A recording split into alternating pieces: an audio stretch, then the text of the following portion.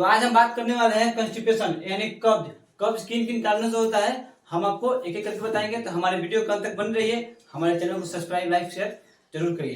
तो नंबर 1 में आता है भोजन में फाइबर की कमी, दूसरी पानी कम पीना, तीसरी एक्सरसाइज, चौथी भोजन में फलों या सब्जियों की कमी। और तो कभी कभी ऐसा होता है कि पेशेंट को कभी कभी गैस बनता है तभी कब्ज हो सकता है। कभी कभी ऐसा होता है कि पेशेंट को 2-4 दिन से लेटिंग नहीं हुआ है तो भी कब्ज की शिकायत, तभी कब्ज का सिम्टम्स यानी लक्षण क्या होगा। तो लक्षण इसका ये है कि पेट में मरोड़ रहेगा, पेट में मरोड़ के साथ साथ दर्द भी रहेगा, और कभी कभी ऐसा लगता है कि पेट आपका चढ़ा हुआ रहेगा, कुछ खाने का मन नहीं करेगा।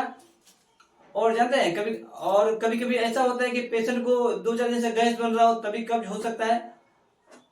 पेशेंट कभी उल्टा सीधा खाना खा लिया हो तभी कब्ज बन सकता है, या उसकी डाइजेस्टिव सिस्टम में भी प्रॉब्लम हो तभी उसको कब्ज हो सकता है। तो चलिए आगे बढ़ते हैं और इसका ट्रीटमेंट यानी इसका इलाज क्या होगा हम आपको एक एक करके बता रहे हैं। तो नंबर 1 में आता है लेट्रिन के लिए बता दें। नंबर 1 में लेट्रिन के लिए आप लिखेंगे डुल्कोफ्लेक्स यानी 2 गोली नाइट में सुसुम पानी के साथ देना है, या फिर लूज सिरप यानी लूज सिरप का कॉम्बिनेशन होता है आपका इलेक्ट्रोलोज होता है, इसको नाइट में आपको 30 ml देना है, ठीक। या डुफालेक भी आपको देना है, तो डुफालेक आपको 30 ml नाइट में देना है। तो इन तीनों में से कोई एक ही देना है, ठीक है। और कभी कभी ऐसा होता है कि पेशेंट को 3 दिन या 4 दिन से लेटरिन रुका हुआ है तो उसके लिए ये तीनों में से कोई भी काम नहीं करेगा। ये सिर्फ है नॉर्मली यानी आपका 1-2 दिन से रुका हुआ है तब के लिए ये आप दे सकते हैं, ठीक है। और ज्यादा दिन हो रहा है इसके और 1 दिन भी बढ़ गया यानी 2-2.5 दिन से रुका हुआ है लेटरिन, तो उसके लिए ये तीनों में से कोई भी काम आपको नहीं करेगा। तो इसके लिए आपको एनिमा लगाना पड़ेगा। तो जिनको नहीं पता है तो आज हम बताते हैं कि एनिमा क्या है, एनिमा को कहाँ लगाया जाता है। तो एनिमा को लेटरिन के रास्ते में लगाया जाता है डोज के हिसाब से, जो कि आपका 5 से 10 मिनट में लेटरिन को क्लियर करता है। तो ये हो गया लेटरिन के लिए। पेशेंट को इसके साथ में और कौन दवा चलेगा।